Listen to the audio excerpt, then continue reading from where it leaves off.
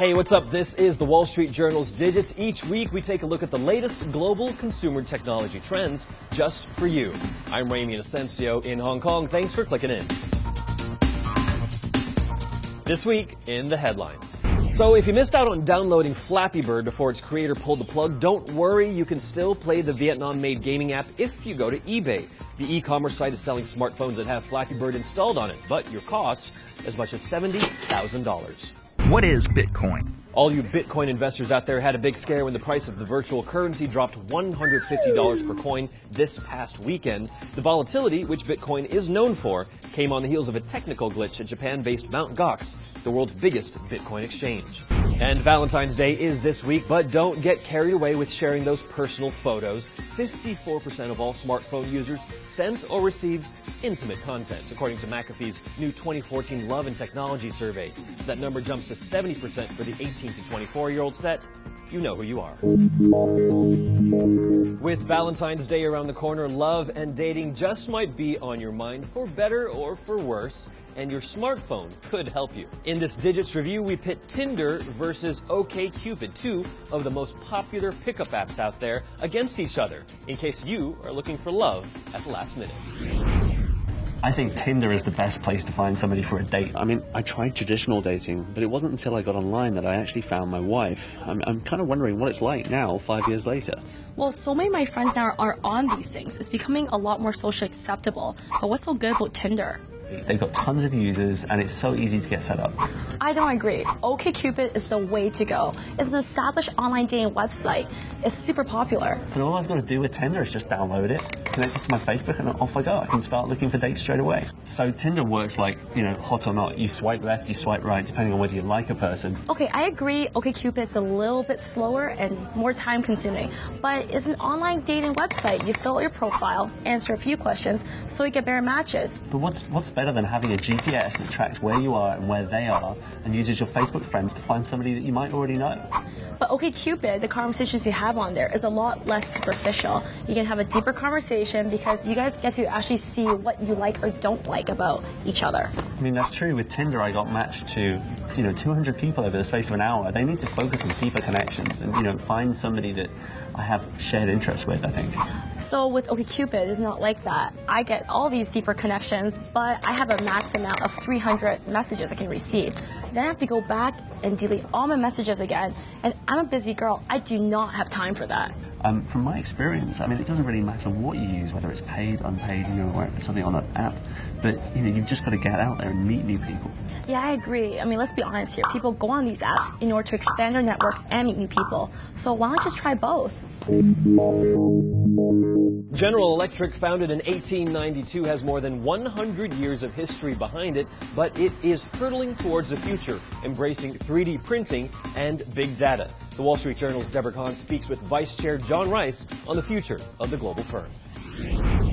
3D printing, is that something that you use to actually build some of the parts in your engine? Transforming the way we do things.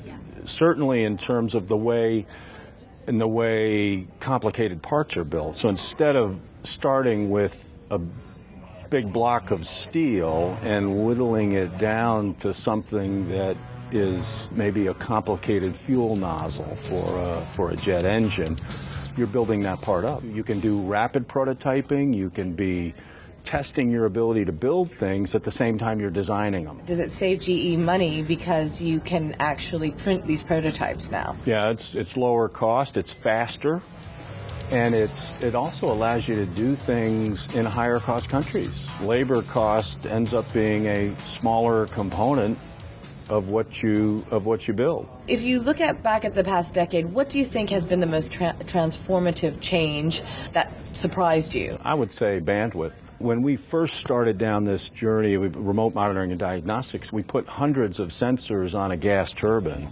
Then we realized it was hard to bring back all the data because it occupied a lot of bandwidth, and you didn't need all of it. In today's world, there's so much bandwidth available, you have much more flexibility. So the size of the files to get an accurate MRI or CT scan that you then want to transmit to be read by a specialist in some other city, you need technology to compress the file and then bandwidth to transmit it. And all of that's available today, and it wasn't 10 years ago.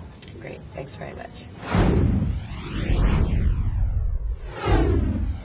Final Fantasy came out with its brand new gaming chapter called Final Fantasy 13 Part 3. Yeah, it's getting a little bit complicated here, but in this edition, the heroine Lightning returns, but it is getting less than electric reviews, including from the Wall Street Journal's very own Adam Najberg. This is his Digits Review. Imagine a world with only 13 days left until destruction. Chaos reigns, and the future of mankind is in your hands.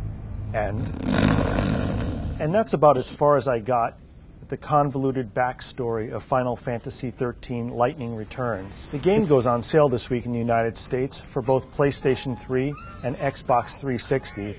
It aims to tie up some loose ends from the first in the series in 2009 and another hit, the sequel, in 2011. Thankfully, you can play this version of the game without any prior knowledge of the other two versions of the game. I pretty much played this game without soaking in all the intricacies. It was just too hard to understand. Deep in the forest, I stumbled onto a small village, the last home of the Mughals. Their peaceful lives were about to be... Once you get past the groan-inducing storyline, Lightning Returns is not a bad game. First, it has some of the best graphics I've seen on a last-generation console. Anime characters look almost real. Their lips move in sync with what they're saying, and their teeth are white, not gray, a big bugaboo for me.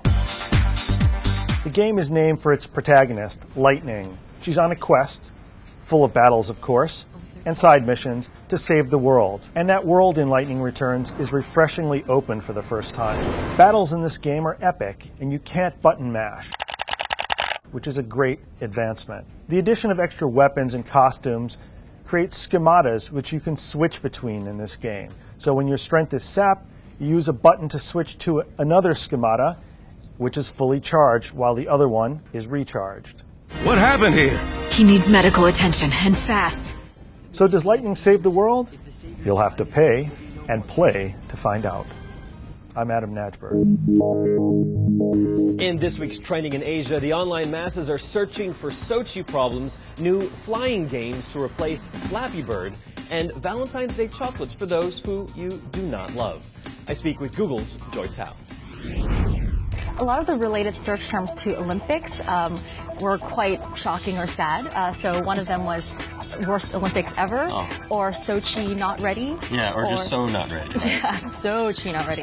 Or Sochi fail was a common one. And I think this is just as a result of the memes that are going viral. Well, one thing that's not happening on the internet now anymore, at least on smartphones, is the Flappy Bird smartphone game, which was yanked earlier this week. What are you seeing? This game is huge. So people search for Flappy Bird in Hong Kong and Taiwan and India, Indonesia, Thailand. Interestingly enough, we turn to the Google Play Store, and you see a lot of knockoffs popping up. So a couple of these choice ones include Clumsy Bird, Flappy Wings, Farty Bird, A Flappy Bird, Flappy Fish, Floppy Bird, Flappy Chicken, Poopy Bird, Fatty Bird, Flappy Nerd. We get the idea. That's okay. Yes. So basically a lot of knockoffs trying to fill the void or the vacuum that Flappy Bird is now leaving. And looking ahead to the end of this week, it's Valentine's Day, February 14th. Who in Asia is trying to find what to do for the day?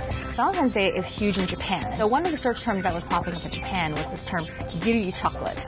And giri means obligation, as in I'm obliged to give chocolates to my boss. Girls will sometimes even say, this is giri chocolate. Well, it's good to make it clear if there's no emotions whatsoever. Yeah, right? so exactly. Yeah. So we can try it out right now. So, for instance, Raimi, this is for you, but giri this. Oh, thanks. Happy Valentine's Day. And that's it for this week's Digits. Follow us online on thewallstreetjournal.com and on Twitter at these hashtags right here. Thanks for clicking in. We will see you next week.